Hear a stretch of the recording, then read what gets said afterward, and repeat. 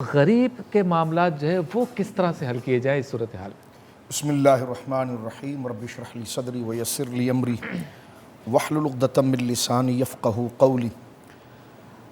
جناب سید عالم صلی اللہ علیہ وسلم کی ایک حدیث مبارکہ ہے، اور آقا کریم علیہ الصلوۃ والسلام کی جو مبارک و مقدس کلمات مسنون دعائیں ہیں، اس میں ایک دعا شبیر بھائی قبلہ دیکھیے کتنی جامع ہے، اور ہم اس بات کے مدعی ہیں اللہ کے فضل سے کہ ہم سرکار دو عالم صلی اللہ علیہ وسلم سے محبت، آپ کے اصحاب و اہل بیت سے محبت، یہ ہمارے لیے فریضہ ایمان ہے۔ صحیح۔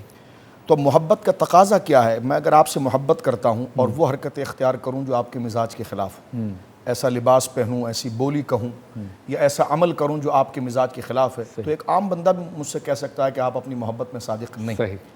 لیکن میں آپ سے محبت کروں اور اس کا اعلان نہ کروں، لیکن عمل اگر اس طریقے سے کروں تو بھرے مجمع میں پکڑا جاؤں کہ ہاں میں آپ سے محبت کرتا ہوں۔ صحیح۔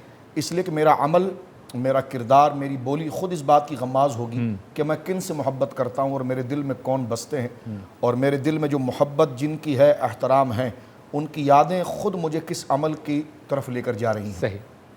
سرکار دو عالم صلی اللہ علیہ وسلم کی حدیث مبارکہ اس حوالے سے دعا یہ ہے کہ اللہم انا نعوذ بک من علم لا ینفع، یا اللہ مجھے ایسا علم دے جس میں ایسا علم عطا فرما کہ جو نفع بخش ہو، اور ایسا علم نہ دے جس میں نفع نہ ہو۔ صحیح۔ فرمایا کہ اللہم انا نعوذ بک من علم لا ینفع، یا اللہ میں ایسے علم سے پناہ تیری طلب کرتا ہوں جو نفع نہ دے سکے۔ صحیح۔ ومن قلب لا یخشع، اور میں ایسے دل اور ایسی کیفیت سے تیری پناہ طلب کرتا ہوں کہ جس میں تیرا خوف نہ ہو۔ ومن نفس لا یشبع، اور میں ایسی خواہشات سے تیری پناہ میں آتا ہوں جو کبھی سیر نہ ہوتی، اللہ، جو کبھی بھرتی نہ ہو۔